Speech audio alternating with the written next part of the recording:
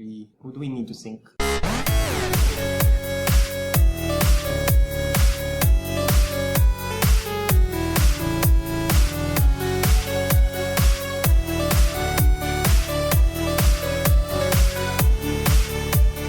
Hey! No, we don't need to sync.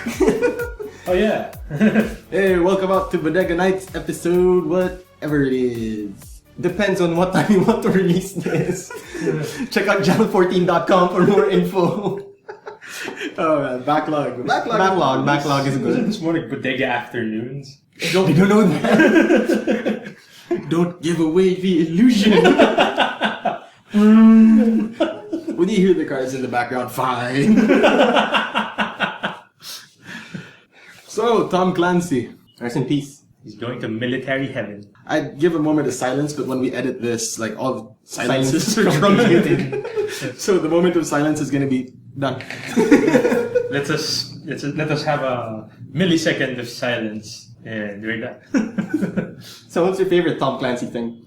Mine was Red October because that was my introduction to Tom Clancy, and I think it was one of the best Cold War thrillers ever written. It's just sad that I saw the movie first. So when I was reading the book, You see their face. Ramius sounded like a Scotsman instead of a Lithuanian. Rainbow Six. Yeah, I was supposed to say Rainbow Six. Well, go ahead. Yeah, but for me it was Rainbow Six. But the first thing I read about him was, I think, Clear and Present Danger. Is it? Yeah. And then Sum of All Fears. So I was actually happy when, Sum of All Fears. Yeah. They took out the villain. Yeah. They decided, let's not make him a Muslim. But my favorite thing he did was Rainbow Six. Because, Rainbow Six. Before there was Counter-Strike, there was Rainbow Six. Tactical. And it's tactical. It's actually not just run and gun. Yeah. I had Broken Spear. It was the first Tom Clancy game I had. And modded it to have rocket launchers. So they had a plane and there's a hostage at the door and I plugged it with a rocket launcher. And my mission briefing at the end said, you had one hostage killed. Just one. Very good. You had one job! Rocket launcher. Yeah, our good friend, Grant, his favorite thing, most likely, would be Splinter Cell. Yeah. Because he's so damn good at that game. Maybe he'll be part of Tom Clancy's welcoming committee. Oh. Instead of Halo. Coming from the ceiling. There's Grant. Of course, he didn't see Grant. Grant was like, hey, I'm a big fan. It's gonna be upside down with the green. Sam Fisher style, minus the markings. The marking system right now that they implemented in Conviction and what's this, Blacklist? Like, I love Conviction though. It was the most fun among the Splinter Cell for me. But when I talked to Grant about it, he's like, but you don't need to hide. You just need to sneak around and kill everyone. I like to just hide, evade, and get to point A to point B without them knowing. If he gets in my way, I kill him. But like, that's the thing he didn't like about... I agree. That made the game more of a challenge because if it's run and gun, it's a shooter. Yeah, it's pretty much a watered down shooter, or like a shooter with a few fancy elements. With a few fancy elements. A little diving here, a little slide the wall here. And maybe a box. And maybe a box. Looking at you, Kojima. With the exclamation point you can shoot to stun your opponents. Yeah.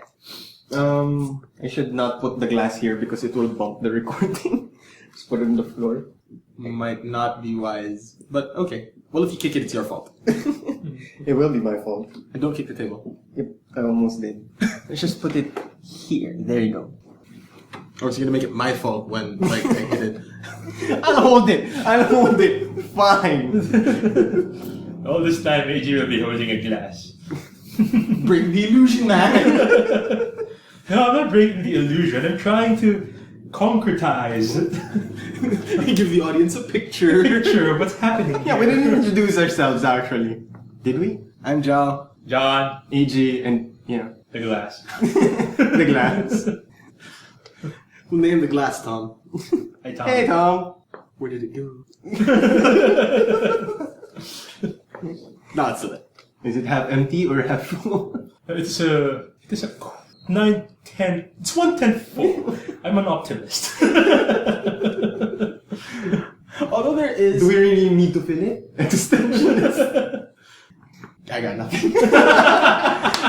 You're saying. No, I was just going to say that when it comes to the whole glass is half empty, half full thing, that's a totally moot point. Because your notion of it isn't about optimism or pessimism, but rather your view of history. just think about it this way. If you see that a glass is half full, the glass was once empty and you poured into it. If you say the glass is half empty, there was water in the glass and it drank out of it. Or someone consumed said water. Well, yeah. But water was displaced. Well, not you in the second person singular, but you as in the you, the persona. The you, everybody. Yeah, you, everybody. So it's not optimism, pessimism, but historical fact. What if the glass came with half water in it? Yeah, where did it come from? Or where did it go? Dun dun dun. I want to do a CSI joke, but I forgot what I was supposed to say. I don't know, skip to the yeah! Yeah, just skip to the yeah. Maybe it flowed away. No, not good enough. It flowed away. I'm inside the glass. Maybe it evaporated. So, are we going to be spoiling Breaking Bad? I don't watch Breaking Bad. I think everybody already knows at this point. But I suppose it was inevitable it had to end that way. Somebody died. They all died. Yeah. Kreisenberg. Anyway. Yeah. Leisenberg. Wait. I think I have a CSI. Let's go back to the half glass, half empty. Say you see Horatio, oh, H, we're trying to identify, Dalco, we're talking H, we're trying to identify if the glass is half empty or half full. Your problem may be precipitation. Yay! Not good enough. I have to think of, writer skills. If Bane grabs the glass. You may think that the glass is half empty, Mr. Wayne. We did that joke a few podcasts ago. It's so funny though. What, that he was born inside the glass? I was born You merely use a glass, Mr. Wayne. Yeah.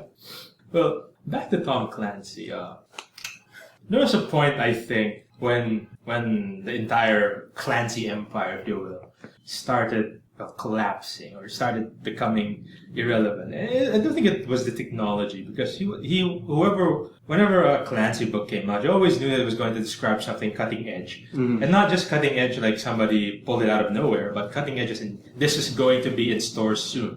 Like hard sci-fi. Yes. Actually, it's not really... or like CSI. CSI. A few minutes in the future. It's set in the very near future. In a way, it's sci-fi, I suppose. Except that the technology described is not speculative, but actually existing. So, I think it wasn't the technology, because it was always up to date. It started when he stopped writing books on his own. Okay. When he started getting co-writers. Yes. At some point, you have, say, the net... Deception Net or something. The net books. In the net books, net books. And that net series, I think only the first one had him as co-writer. Mm-hmm. The rest were written by other people. Yes. Yeah, it's Tom Clancy something. Yeah, but it was no longer him writing. Mm-hmm. So I think that's when it started going down. And maybe he had a good reason. Maybe he was already sick at that time. He died at 66? Yeah. But did you get to read his last remaining works, like Bear and the Dragon, is it? No, Bear and the Dragon was not one of his last. It was released, I think, this decade. Yeah, but the last one I know that was written by him all throughout. It's probably Red Rabbit. I read Red Rabbit. Hmm. That was the one with the Pope in it. Red Rabbit. Yeah, Red Rabbit. I think the Bear and the Dragon came. Actually, I don't think it came this decade. It came in the 90s. Oh, yeah. Okay. So we were still cognizant of life. Yeah. I remember that. So that's why we still think about those things. We still have time to read. So Tom Clancy died at 66. It's worth noting that George R.R. Martin is 65. So knock on wood, and I'm gonna knock on the table where the mic is in, so that the listeners will know that it was the wood sound. They will visualize the wood, so that they could knock at the same time. In 3, 2.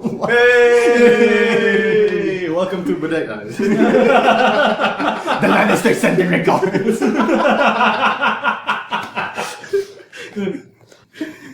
God. I want to use that in everything now. The Lannister sent their regards. House Martin, we always finish our books. Oh my god. So Takes a while, but you know. No, I think he's made I'm sure Martin has made the same preparations as Robert Jordan.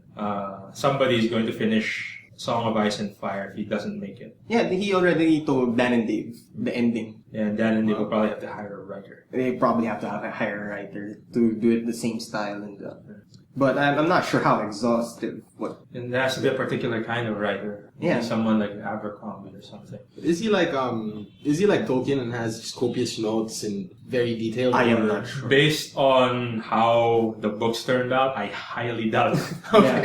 Yeah. It sounds like he writes from the seat of his pants. Yeah, Okay. he's the type of writer who I think just goes. Yeah. He goes Yeah. into a Kerouac style. Okay, 3 days. Boom, boom, boom, boom, boom, boom, boom, boom. And I think that's the reason why he kept painting himself 30 in the years corners. later.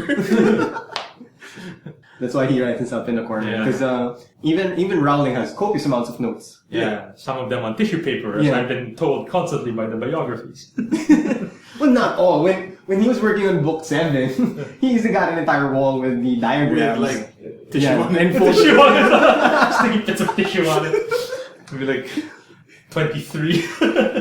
And got like folders, like case files of the biologies of each respective character. Yeah, somewhere there, the Dumbledore file says Dumbledore is gay.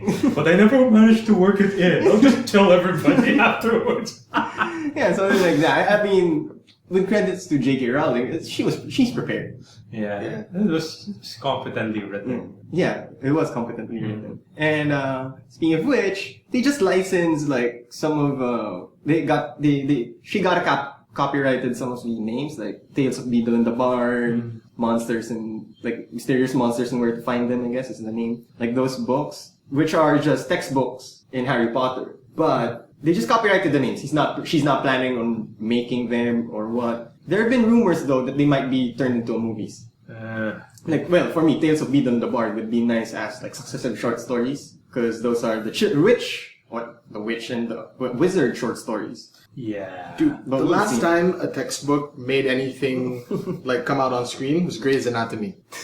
That was horrible.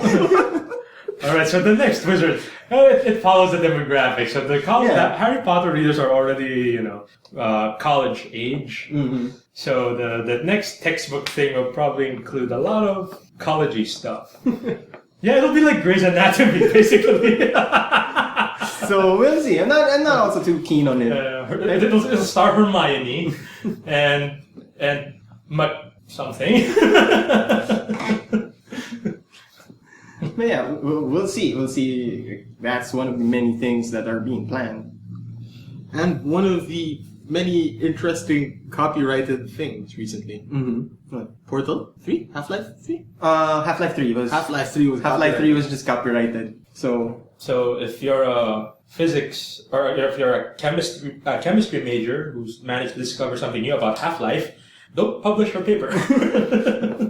thing is though, nobody thought of copyrighting it before. Like if I was Valve, when the first Half-Life hits big, copyrighted up to 9. Maybe they were counting on the potential threats, like the Chinese coming up with Half-Life 3 and it's like Super Mario. Half-Life Chong or something. Remember they had their own Harry Potter. Yeah. Harry Potter and the dragon thingy. And Yeah. it looks like Shenlong.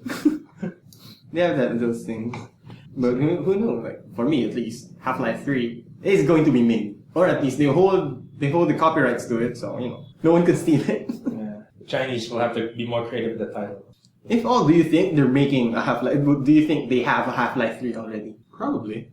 Even if Left 4 Dead 3 was the one who's got leaked. Yeah, because Half-Life is their flagship. Yeah. Yeah. Like, you do that before anything else. So do you really think that once the Steam box comes out, Half-Life 3 is in it? Yeah, I'd love it to be exclusive.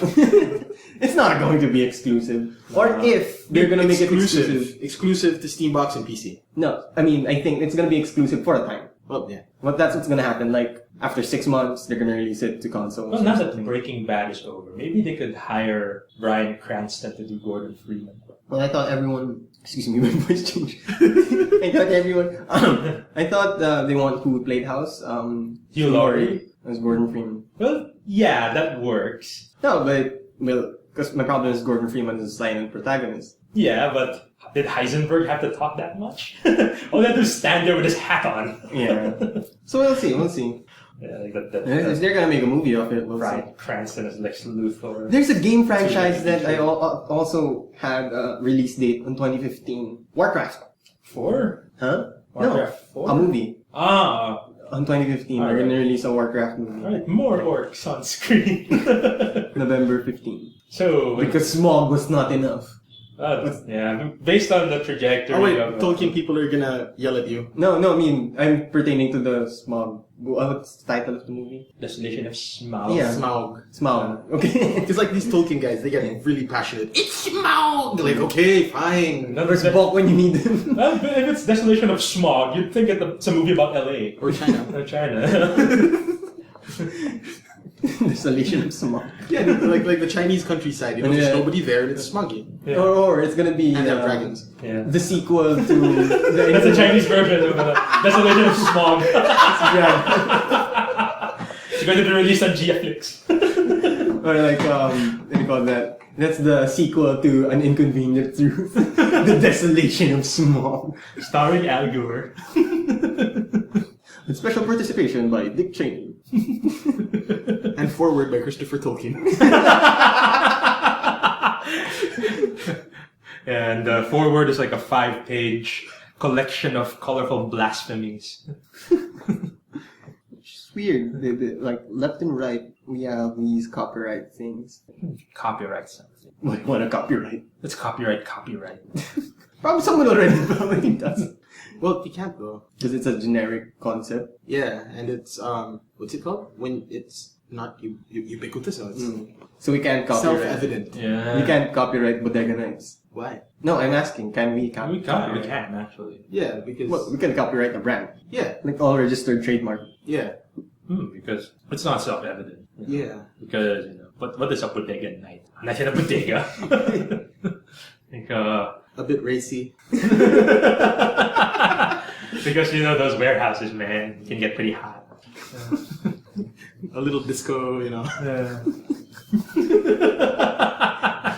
This. Warehouse 54. Jeez.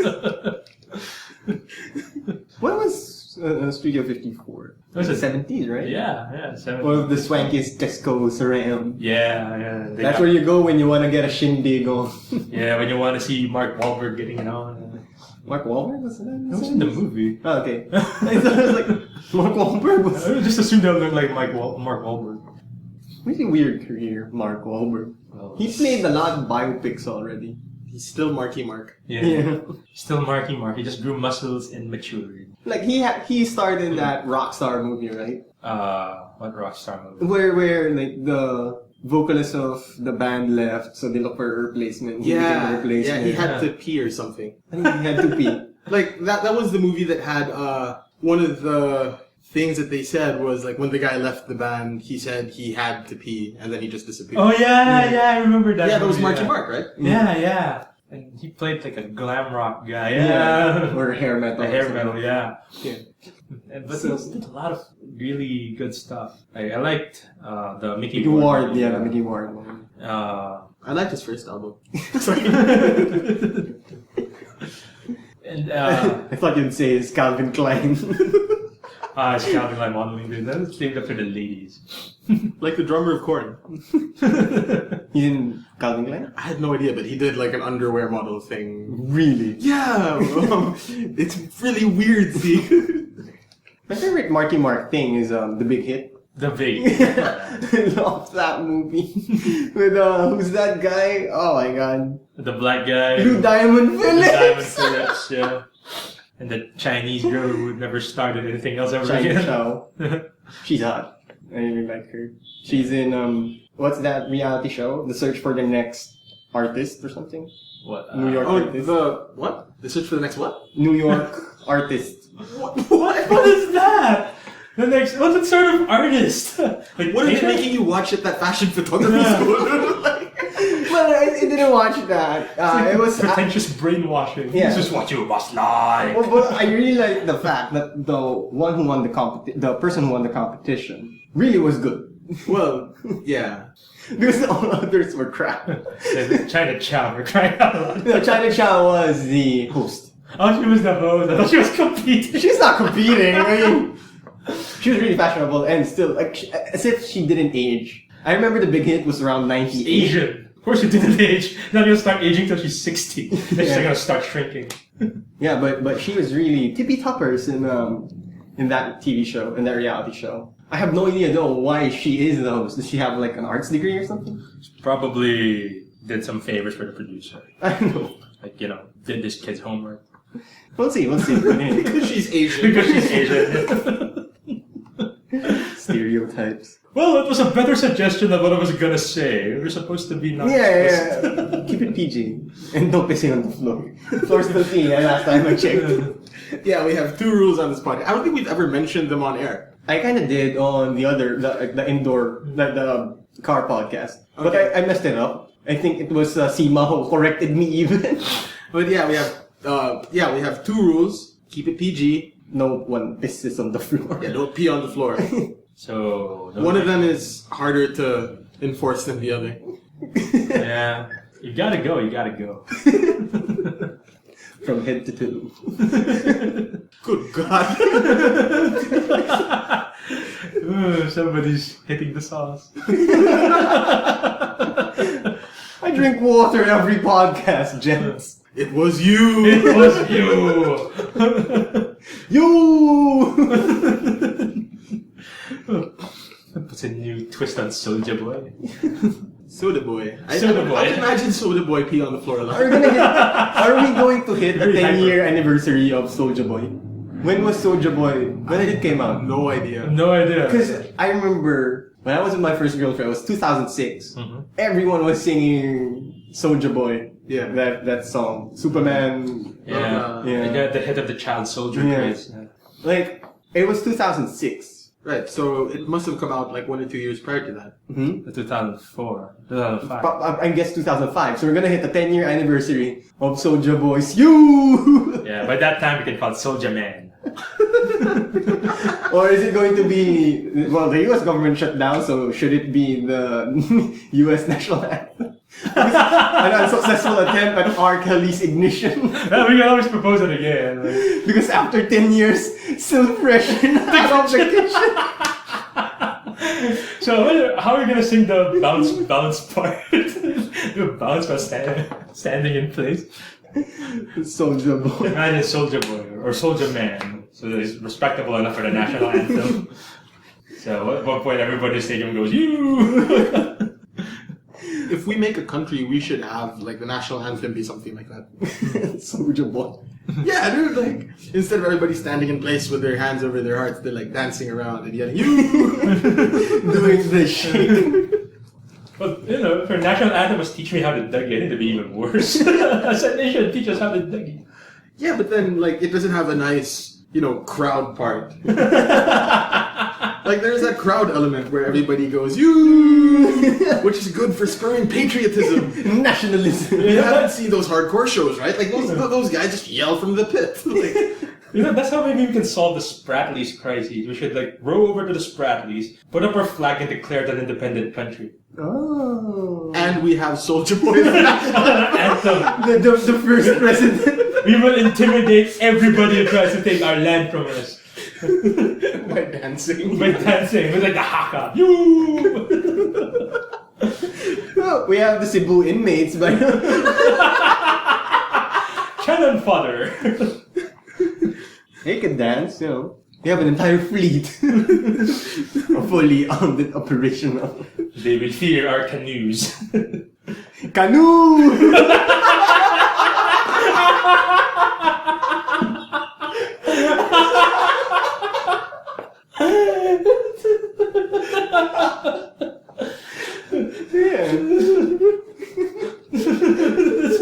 Korean baby song. Soulja Boy style. Jesus. You've more than made up for your horrible Horatio King joke. Wit wasn't working earlier. Needed to jumpstart. Oh, jeez. What was that Soulja Boy song that did it, huh? Huh? Got you pumped up, huh? Yeah. What wonder though, like. Although, I think Soulja Boy might be kind of dated. Because... So is every other national anthem in the world. Yeah, but you know... Ours is 100 something years old. Yeah, I mean... but there's dated and there's classic. And I'd like to think ours is classic. Yeah, it's a marching Yeah, song. it's a marching song. And I think most national anthems fall down to very few categories. And marching song is one of them. Like Star Spangled Banner. Is it ballad? Yeah, I think it's a ballad. But the Spanish national anthem is a marching hymn. Yeah. It's not even an anthem because they don't sing it. It's like a national instrumental. And what are the lyrics? We just stand there and...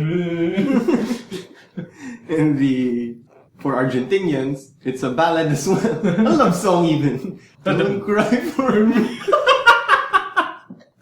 If I was Argentinian, I'd be pissed. Everyone thinks that's our anthem. Oh really? Screw you, Madonna. That's fine. Everybody thought the national anthem of Austria was Edelweiss. Our national anthem is about a flower. Quiver in fear, enemies of Austria. What a national anthem I want to understand is Mexico's. Yeah, but that's a marching song. As well, a marching song. Yeah, because I see the cadence at least. Every time we listen to a boxing match, boxing match with Manny Pacquiao, it's we get some Mexican. It's very belligerent because I think that one arises something de la guerra, so it's like country of war. Like, whoa, Mexicans are really pissed. They're Mexican, not Mexican. Yeah. Which is good for boxing matches to intimidate enemies. Yeah. But we don't understand it. Well, that's why they're trying to push bilingual education in the United States, so that they can intimidate the Americans. So when you hear the marching of the Mexican immigrants... Or, easily order some food. That's the waiting song at a Mexican restaurant.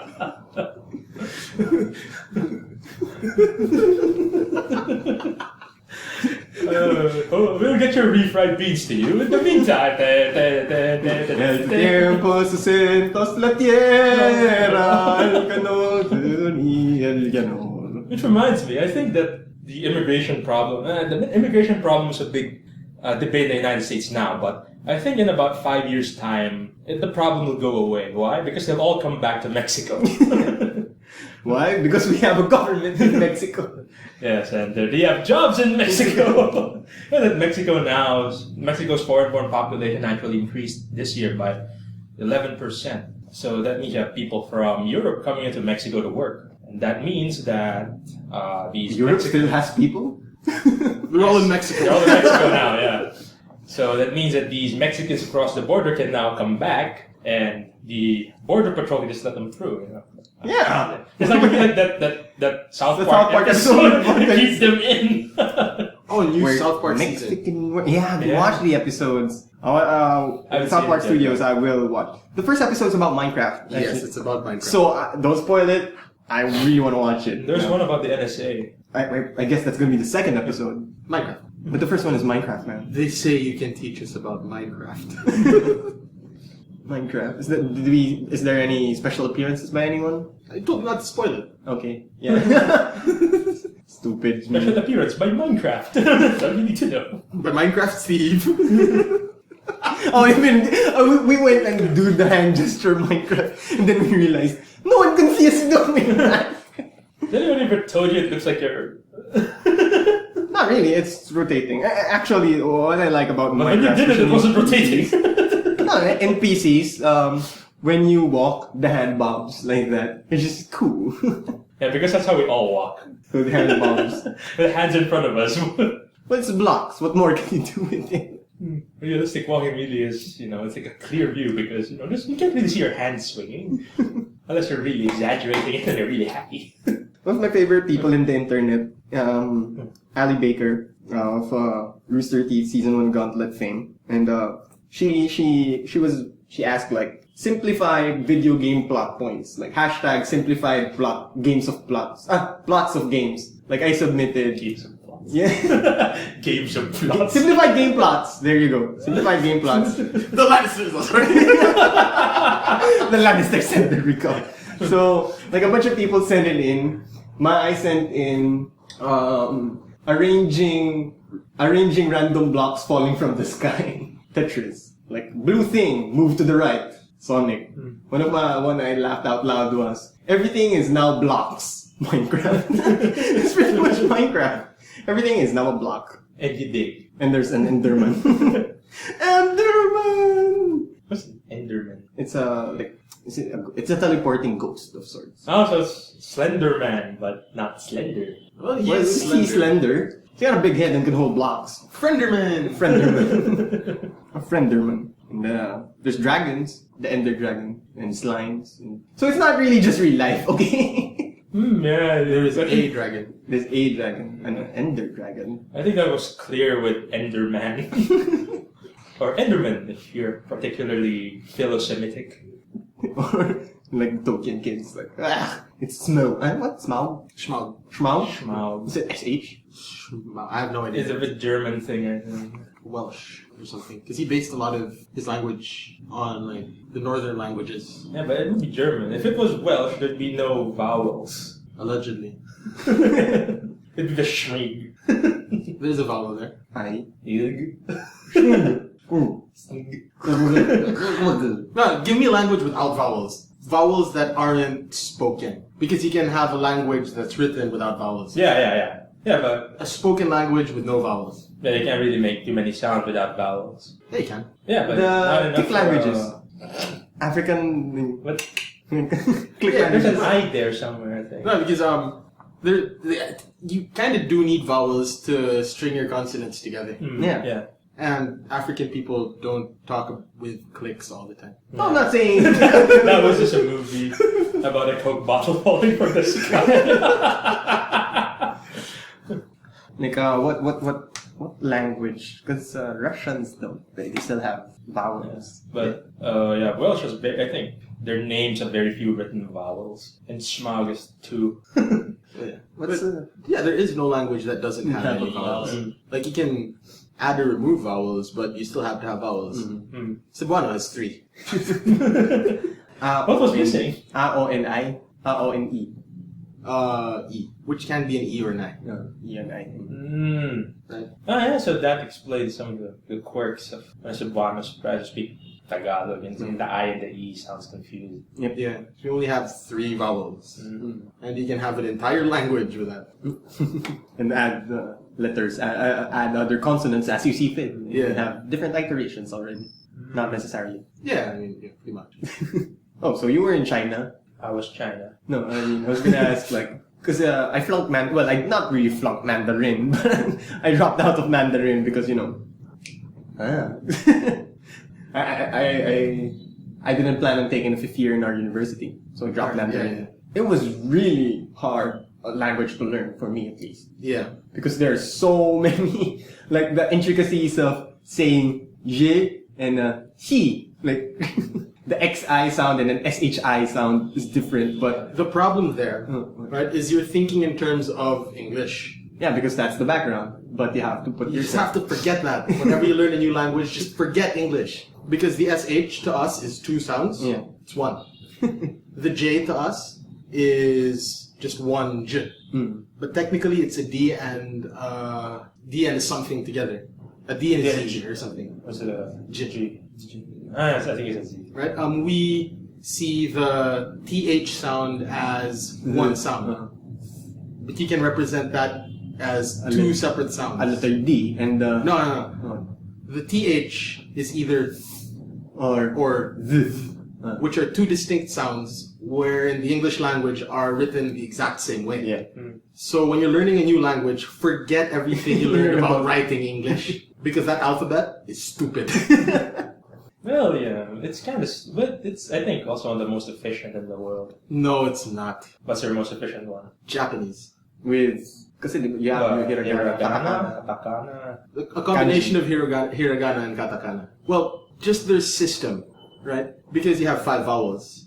A, U, E, O. And then, so that's one set of characters. Then you have kaki kukeko, sashi suseso, sashi suseso, and they have them all organized like that. So one character is equal to 1 syllable, which is tremendously efficient. Whereas we have to wrangle all these weird-looking Roman letters to represent sounds that are the same but different. Like a letter C. Yeah. Or like, how do you mark a plural in the English language? What letter do you use? A plural? Yeah, plural. S. An S. What sound do you use to make the plural? Think of every plural word you know that end with an S. Like friends. Friends. It's a Z sound. Z sound. It's a Z sound. If aliens were to come to Earth and say, like, study the language, they will say that the Z, in most cases, is what makes an English noun plural. Without seeing the written. Yeah. Or they could say, like, if you see an S at the end, it's a Z sound. Places, you know. As opposed to the Japanese, where how it's written, how it's pronounced. Pretty much. Well, how the symbol is. Yeah, what the symbol, like, each symbol is equivalent to 1 syllable. And that's just very elegant. Yeah, it's just hard to memorize. Surprisingly not. Or, yeah, again, you just have to take in the time.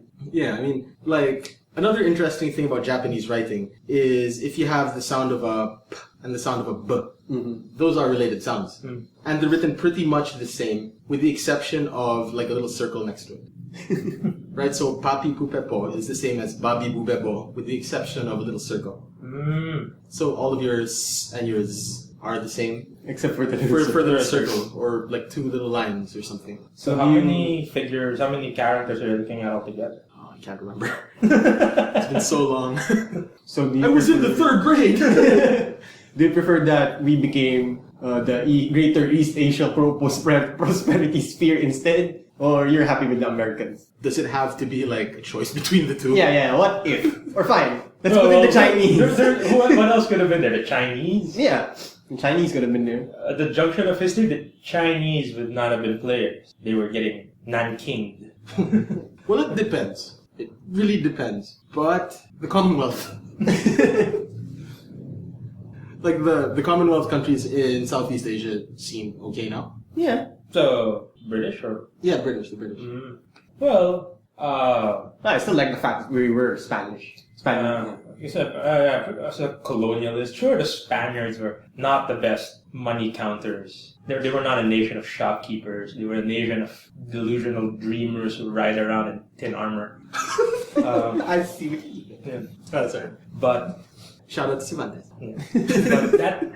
But I like the fact that we were colonized by a people characterized by such delusions than by the very efficient money-counting British colonists who sort of kept to themselves and let everybody else work on the plantation. Like, here, have our goods and have our wigs and here's our laws. But our culture, our transmission of culture, it's not really there. They kept it to themselves. And the fun, like with the Dutch. What mark did they leave in Indonesia? Like a bunch of canals. Sewers. Open canals. Open canals. Disease-ridden. Yeah. And what did the British leave? India and Malaysia. Well, the wigs are there. And the system of government, sort of. And maybe that... Left-hand drive car, right-hand drive cars. And maybe, that and that pervasive obsession with fair skin. Tea. So no, they gave that to the UK, to Britain. Yeah, actually, the British came there to bring tea back. So overall, I prefer that we were under the Spanish than that we transitioned properly to an American colonial setup. Why? Because the Americans were new at it. So, so they had more of a similar impulse to the Spaniard than the British. Because if the Americans were like the British, they just come here, get our stuff, maybe give us wigs and leave us alone. Public school system, copy it if you like, but Up to you. up to you. We're not gonna No, we're gonna give you freedom to do so. Yeah. USA. Yeah. USA. I mean, the Americans came here, they had the same sort of delusional impulse. With the Spaniards, it was this dream of a worldwide Christian empire. With the Americans, it's this American exceptionalism. Yeah, American So exceptionalism. they brought their democracy here. They brought their bureaucracy here, and I like that they implemented it here, and they gave us the chance to make it our own, which the Japanese actually tried to mock it when they were here. Mm-hmm. Like, they tried to plant Virginia tobacco here because the Americans refused to introduce Virginia tobacco to the Philippines. They were saying that, oh, look, Virginia tobacco. 50 years of Americans and you don't have Virginia tobacco. 1 year with the Japanese and hey, Virginia tobacco. Arigato. Thank you for Virginia tobacco. And if it were the Greater East Asia Co-Prosperity Sphere, I mean, if you look at history, they've ignored us for so long that I just do not see the same. That's the word I'm looking for. It just doesn't have the same effect. Or enthusiasm. The same. There's not the affection, No. if you will, that the Spaniard had for us and the Americans would later have for us. Yeah, because I'm not sure if I was talking to my sister. We were arguing, when did the Americans really left the Philippines? Because history books tell us it's the 1950s. Like, I'm not sure if it was Bok or someone that said na, no, they're still here. For me, well, they kind of technically left after Pinatubo. But they were left because, just destroyed their bases. Yeah, not because we're gonna leave and goodbye, but, Yeah, they could not renew the lease. Yeah. Because, Pinatubo. Volcano. Yeah. They got volcano, lava. The Lannisters at the roof. But I was telling him that, and they left, but they didn't really abandon us. They left because of technicalities. And now they're trying to make it their way back, and But they really need an outpost because China Yes. and It's hegemons. all these Hegemon, gonna catch them all. Hey, look, I've got USA and Japan and Russia. I'm just missing China. Ooh, it's me and you. Well, in China's case, we have Korea and Japan. The Americans are like, oh, we've got Japan, sort of. Nepal, technically ours. Yeah. Tibet, well, Yeah. I want to see what a Chinese map of China looks like. It's probably... Aspirational. Yeah, exactly, because you know how... It's probably available online. We should check if it's available online. Yeah, some nations, like some countries, their map of the world has their country slightly bigger and in the middle. Yeah. Like, does the Chinese map of the world and does the Chinese map of China do anything different? Bless you. Oh, I thought you were going to sneeze. I think it's not so much what the Chinese map in China looks like, but what the world map looks like in China. Like, the world map in Germany during World War II probably had no Poland. So if that's the case, then the Chinese Chinese world world map. America, Europe, Africa, And China, the Chinese continent. Yeah. It's like our version of the world map probably has no Borneo. It's all Philippines down here, bro. For some time, Borneo actually was part of the Philippine map. Yeah, Of the old Philippines, ones, yeah, the Philippine map. It always terminated at the lower half of Borneo. Yeah. When did it The Marcos change? era. Yeah, Marcos era. When Marcos cemented the territory, it's like I didn't cement it, he claimed it. Yeah. And it did not work. He tried to Bay of Pigs it, but before his Muslims could get there, he slaughtered them all. Thus, the MNLF was born. still living large and in charge. Large and in charge. Well, not so much Not in so charge. much in charge. Actually, living medium. I'd say living medium and managing considerably. And they can't send anyone their regards. As opposed to the Lannisters. But they send their regards to Zamboanga, but nowhere else. We're talking about global politics in the podcast. Well, it's games and hobbies. So it's M&F's hobbies. It's a game of countries, you know? I was waiting for AJ to say something. I thought you were saying. So yeah, it's like Risk. Living on the edge. Yeah, if we were chess pieces in a regional chess match, yeah, we'd probably fall in the American camp. Well, we are in the American camp. Yeah, because if we were in the Chinese camp, we wouldn't get this much grief over a few islands. And if we were also in the American camp, or at least they'll fight for our islands, not just because of the resources, but the strategic point. Yeah. It's your gateway to Asia. And we control all the shipping, several major shipping lanes from our area. You can also project power to the rest of Southeast Asia. Because you're the only one from the outside looking in, aside from Japan. Yeah. Actually, the surprise regional player is Australia, because they've been trying to get into ASEAN. They're, It's so sad to be Australian. Well, not sad per se, but like, it's weird to be Australian. Yeah, you're so Western. The only white country in ASEAN. Well, I guess they got tired lording it over a bunch of tiny Micronesian islands. And ruling over Tahitians isn't as exciting as it used to be, I guess. So they're trying to project influence in Southeast Asia. And I don't know how really that affects us, because I don't think we gravitate towards the Australians. If that's the case, Australia would probably be talking to us. I think they are. Yeah. It's just that Australia, it's fairly new. Australia, I don't think, can guarantee a security setup. I mean, are they going to come to our aid if the Chinese start bullying us? I think if it's going to affect them, I mean, Australia is very conservative, so I'm guessing they're very closed out and their borders are really high and whatnot. Yeah, they have an asylum problem. It's the only way the easiest way to get to Australia is to declare you're seeking asylum. Australia's gotten into the headlines by refusing asylum. There's too many are trying to get into their country via asylum. So can we seek asylum? Why? Manila is crowded now. What will you say? I am a refugee. From what? Urban sprawl. From urban poverty. I am a refugee. From what? From, too many cars in Manila. The population density of Manila. I'm a political refugee. I once criticized our president for playing too much Xbox. And he does.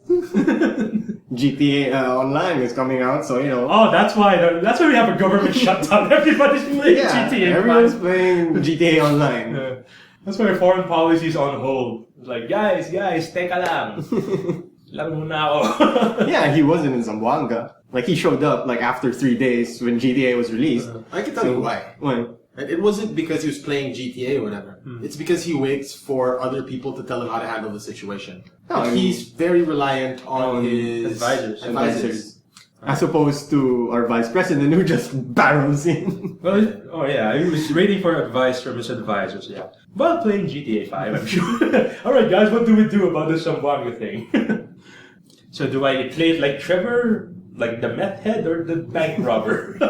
It's an interesting take, because I watched GTA 5 review of Yahtzee, because I was thinking that he would probably bash the entire... Well, he would criticize it. Because everyone's saying good things about it. Yeah. I want to see someone say bad things about it. And the things he pointed out really weren't... It's the inherent flaw of a sandbox. That, when you play sandbox games, when you're on your own, out of a mission, you can do anything. You can do anything. But when you take on a mission, that's where the game tries to railroad you. And that's one of the things he pointed out as the flaw of GTA 5. And I'm like, but all sandbox games are that. No, I was also pointing out the cognitive dissonance of Rockstar sandbox games, because GTA 4, as he said, GTA 4 proved that dramatic writing, character development have a place in sandboxes, and it's far, far in the background. It should be minute. But I think, they tried to be dramatic with GTA 4. It sort of didn't work because they went overboard and you had to have dinner dates with fat guys. So now they satirized it. Yeah, now, GTA 5, I think it's a proper criticism that you have 3 main characters. And while a sandbox game is large enough to develop each character, they just don't, apparently. They just didn't. Which is sad because there was a lot of potential for story there with 3 different characters, 3 different backgrounds all coming together. I want to see. I really want to sit down and just like drown myself in it just to see. Because I disagree that they're not likable. I guess what he thinks that they're not likable is the fact that they're just throwing like lines. Like, I don't think that their stories were exhaustive enough. Although watching the Let's Plays, like Michael, the one of the three characters, Michael, I think he is the most interesting one. Not the bank robber? Yeah, the retired bank robber who got a midlife crisis. Midlife crisis. Like his son is useless, not treating him right. Wife cheats. Actually, for me, it would have been much more interesting if he wasn't a bank robber. If he was just a white collar guy. Yeah, who tried to make his way the there world. you go. He just went mad. He went mad because he saw how everything he worked up on living a good life. Yeah, and then his son disrespects him. His wife treats him like nothing else. That, and he's got so much money, and he's like, you know what? Screw all of this. Turn away from society, and that's why he goes with Trevor and join the meth head and the black guy, the gangster. So we shall see. That's what I want to see with GTA 5. Like, not really, because I know the game will be technically good. That's why Yahtzee didn't say anything bad technically. Like, bugs, glitches in there, but it's the story that everyone is scrutinizing. Well, because Rockstar said that this is going to be a story-driven game, so that's what you have to hone in on. I guess. Yeah. Although, and they didn't really make a technically sound game. Although that would depend on the player, when they play sandbox. If it's a story-driven game, but that means you have to follow the story. You have to do the missions. Yeah. A lot of sandbox players that just wing it. they just have fun, faff around. That's why GTA Online would be the best thing for them, and that's why servers are so clogged because everyone wants to get in on that. I think Yahtzee pointed out that cognitive dissonance. You're trying to be a serious game, a dramatic, story-driven game, and you have an internet cafe name. Yeah.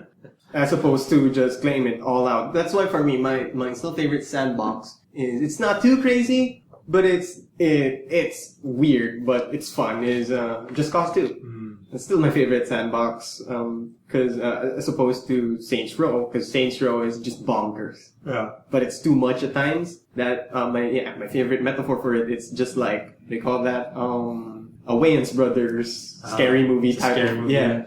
Because I think it's a failure of world building, a failure of consistency in world building. If you're trying to be to come up with a world that is a simulation of the real world, you try to make it as immersive as possible. And coming up, for example, the internet cafe named that, it disrupts it. It jars you out of the immersion and makes you point and laugh. Hey, look, it's a reference. Yeah, like the Life Hacker. Yeah.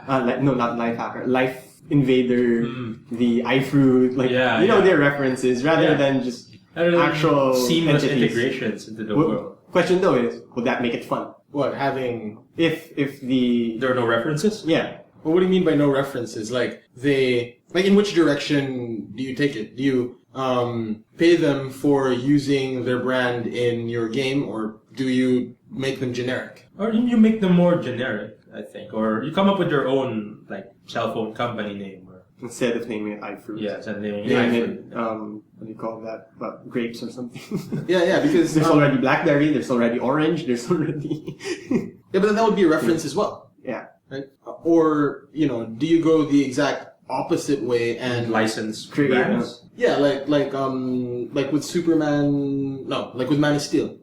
Like, they made it a point to put real world brands in there, and they were just very heavily criticized for trying to do that. Yeah, for selling out, so to speak. Yeah, or like in Transformers, where there's a blatant Xbox in the Mountain Dew vending machine. Yeah, for me, I think it's better to make your own. Because the world then now starts to come to life as its own. Even if it's, say, Los Santos and it's LA. But at that point, you see the name, Los Santos, it's LA. But you haven't quite dove in yet. But when you dive in, and now you're in the street level, you're walking around, and you see, iFruit, and suddenly you're jarred back out. So, if there's a reference, maybe it's the name of the city, you could reference when you're still at that level, you're still having to dove in. But when you dive in, you see it's living on its own. You see it's living on its own. Like, you have your own cell phone company brand name. It doesn't have to reference Apple or anything. Or it doesn't have to sound Japanese, or Korean. Like Samsung, Motorola, LG don't have to be. Yeah, be like New Beltec or something. But do you think, even if they don't do the references, my question is, will it still be fun or enjoyable? Well, I like to think that it's not the references that made it fun. I mean, look at The things you can do. For me, the things you can do with it Yeah. is what makes it fun, because they really made an urban simulator. So I guess living that world, It's so realistic. Turn this way, that way. Turn on your shower. where an urban simulator where someone can send their regards.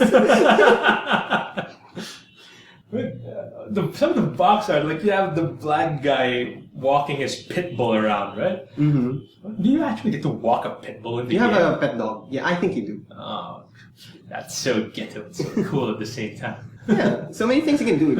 I mean, play tennis. I've heard Adam Sessler actually said that he reviewed golf games in his X-Play days. Grand Theft Auto's golf system is better than any golf game he played. So, Rockstar Sports, it's in the game. I wouldn't be surprised. New Rockstar golf game. How do you segue? How do you segue to that from Rockstar? Of being a Rockstar to making your own golf game? Well, they did have a golf game in GTA. Make it a minigame. Yeah. Like Mobile. spin it off into its own little thing. Grand Theft Golf. No, just get the engine, rebrand it. Golf game. Yeah, I mean, but yeah, yeah. So they have to. You think if they have their own sports division, they have to give it a different name than like Rockstar Sports, because Rockstar implies a certain tone. Yeah, I think they have to differentiate the brand. Like Maxis is still Maxis. Yeah. Even though it's owned by EA. It's not EA simulation department. Yeah. Yeah, but Rockstar Sports would not have established its own identity before being bought. Desai was Ja was a big Maxis fan. One of the darkest days of his existence, where the Lannisters send their regards By releasing SimCity 4. No, when Maxis was bought by EA. EA. But yeah. Pretty much that. Like that's him. The Lannisters sending their regards. Yeah. What was their first game under EA? Sims? One of the Was it Sims? Sims games. Is it Sport? Sims 1? I think it was Sims 2 or Sport. I'm not sure. But probably Sport came first, I think. Than the Sims. Yeah, but 2 or 3. Could have been SimCity 4. SimCity 4, but Sport is already. It's not Maxis. It's EA under Maxis already. Wait, Sport? Yeah. Yeah, Sport was a Maxis game. It was made by Will Red. No, it wasn't EA. Yeah. Was it? I thought it was EA. I think was it? Yeah, I don't remember. Huh. Because I've heard some people claim that it was Sport that killed Maxis, but for me, Maxis was already under EA. Yeah. During that But time. was it? Yeah, bring out the Google stuff. Yeah, look it up.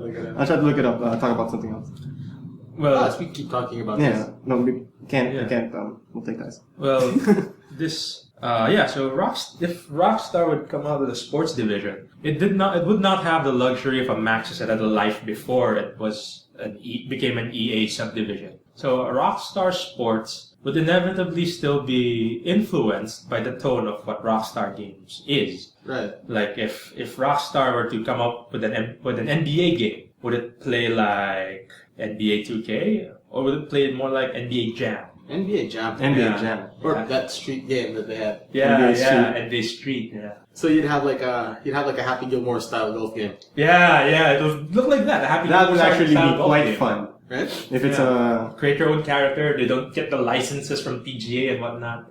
And you actually have to play up until you beat Shooter. I was looking for Maxis, right? Yeah. I put in Max. So the first hit was not Maxis, but Marxism. I have no idea why. Okay, Maxis first hit. Malaysia's best data network. Okay, there, Maxis Video Game Company. Yeah. Oh, it was founded in 1987. Yeah. Hmm. They're really old. Why are you clicking on the... Oh, I hate Safari browser. Ooh, it's just fiery browser. You have to spank it a bit. No, Safari. It's I don't like it for mobile. Yeah. Anyway. Feisty. Maxis, a subsidiary of Electronic Arts. Let's see. Most history. Origin of Maxis. Decline. After the immense success of SimCity, Maxis experimented with different games. However, the new games, including the Crystal Skull and Simcopter, were commercial failures. But Simcopter was one of the best games ever made. They also acquired Cinematronics and 3D Pinball. Oh my! EA completed its acquisition of Maxis on July 28, 1997. In 1998, they released SimCity 3000. There. Then they did. Now after that, they started development for The Sims, and they released it at 2004. Okay. That's a huge gap. All released. Oh no, from 2001. 2004 was Sims 2. So yeah, the SimCity 3000 was the first EA under Maxis game. Yeah, and then that was the game. That was the SimCity game that it didn't play very much. Yes. That's why I remember SimCity 4 being EA already. So Sims was... SimCity 4 was 2003. Sims was Under already EA. under EA. Yep. And then after that, the hiatus happened, and then Spore, where they were saying like, "Oh, it's a Sim everything." Everyone's excited. Yeah, everybody's like, "Whoa!" And then it was actually just 5 mini games rolled into one. Should they have kept the name Sim Everything? Huh? How do you think it would have done if it were called Sim Everything? That would have increased the disappointment, I think, because Sim Everything is 5 mini games rolled into one. Yeah, Sim Everything is probably the closest thing is Grand Theft Auto 5. No. That's Sim Everything. No, dude, that's Streets of SimCity. Look up the game. Ah, It's yeah, amazing. Streets of SimCity. Sim Everything would be humongous. It would have Civilization. Civilization. Sid Meier's Civilization, actually. Yeah, Civilization, but more. You have to, if you're gonna look at the scope Spore tried to encompass. Yeah, because it started from microorganism, Yeah, single-celled yeah. organism. Spore, No Civilization games. started already Yeah. with tribes. I don't think you have a peg. That's not Spore 5 mini games rolled into one. You have a peg for a game that has that scope, has a continuous gameplay mechanic from start to finish. Or even a continuous, seamless flow. Because with SimCity, when you reach the next stage, with Spore, when you reach the next stage of evolution, you see it explicitly cut out to a different game. Yes, it cuts out to something different. So, how would you transit? Like, what would you do? Like, how would you design Sim Everything? Minecraft. Again, No, but too limited you in don't scope. you don't start. Yeah, but you add now. Now you have to add to Minecraft. but then You if start you from a baby. well, no, because well, I guess it's just my experience with Minecraft. the Maxis games. Before The Sims, Maxis had a very macro view Yeah. of stuff. Yeah. You weren't controlling one person, you were shaping a society. Be it like, you were building a tower. Yeah. You were making a city. You were Zoning and that stuff. doing an anthill. Sim Ant was an actual game. You were building a park. You weren't controlling a person, But you were his managing people. Yeah, basically a god perspective type Yeah, of game. yeah, pretty much. Actually, yeah, if you combine SimCity and Sims, you might have it. But you don't start from the Yeah, single yeah, cell you- organism. Yeah, you... No, wait. We're talking about Sim Everything. Yeah. Like, we're not following Just Spore. Spore. Yeah. Okay. Yeah, like, you start macro, but you have the option to go Drop into people. to be more intimate. And you can start this out fairly early. Fine, maybe you don't start on a single cell organism. You can start out, you're still sort of pseudo Like apes. Neolithic. Yeah, Neolithic, you're Tribal. caveman, yeah. And you could insert, I think you can insert like a war sim, or you can conquer people, but then you could just pan out like in Rome and all the... Yeah. And then that's where you get your SimCity type stuff and you do God stuff. I think that's how you do Sim Everything. And then you can turn it around and you can go to Mars. Yeah. And then you can have those two societies like evolve and have them go to war with each other. Yeah. That would be so cool. Or Mars is uncolonized and you evolve your country to the point, or your civilization to the point where you can go to Mars. You can go to Mars for intergalactic travel. And then when you're on Mars, if you establish a colony there, you can declare, this is my breakaway colony. You break away from your original colony and go to war against it. Or, find the mass relay and have FTL faster than light transport and then suddenly you're playing Sins of a Solar Empire. Or would Sim Everything be an MMO? because Where you have... when you said managing aspect, Yeah. you have your own universe. Yeah, well, you have your own solar system. Not like what Spore Online should have been. Yeah. You find other civilians like, But like you have that element of The Sims, you have the elements of Sim City, you have Sim Mars, which was an aborted Sim City 4 port. And like you can zoom out even more, and you can like look at what other people are doing. The problem, not really a problem, but the biggest challenge if you're gonna Server. not the server, but of course it's going to be PvP centric and there's no dungeon raiding. It's really just PvP. Yeah. Like universes, conquering other universes, and you have to make a treaty with other galaxies so that you're not alone when someone rages war on you. You get help from other galaxies, right? But what? You can't because your society hasn't developed the technology. Yeah, you have to reach the certain level to go faster than light travel. That means you could conquer other galaxies. So that means like, say, at level 30 is where you could have FTL. So you could go to different galaxies. So that's where like it starts, the game where it has a PvP aspect. But how would you do a game over status? Like in PvP, okay, life bar is over. Well, I guess it boils down to how many systems you can take from the player. You're down to your last one. But then does it have to be a PvP? Like, Maxis games don't have a win condition. Yeah. Mm-hmm. So how do you defeat other players? Or how do we even interact with them? Does it have to be hostile? Is it cooperative? And if it's cooperative, what would be the common goal? Resources. World peace. Your ideology. I mean, look at what people did with EVE Online, man. Yeah. I'm pretty sure the makers of EVE Online didn't intend it to be a stock market simulation. Or maybe at the beginning of the game, the game can ask you a question. Is there intelligent life on other planets? Oh, that'd be really cool. Yeah. If you say no, then it's a huge solo game. If you say there's life on other planets, you'll be solo, but there's like AI civilizations you can find. If you say yes, then you get your online thing. That would be really cool. Yeah. And like when you visit other like planets and stuff, you have like a set protocol, you know. Prime directive. Yeah. Captain Kirk, leave the women of the system alone. Or else the Lannisters will send their regards.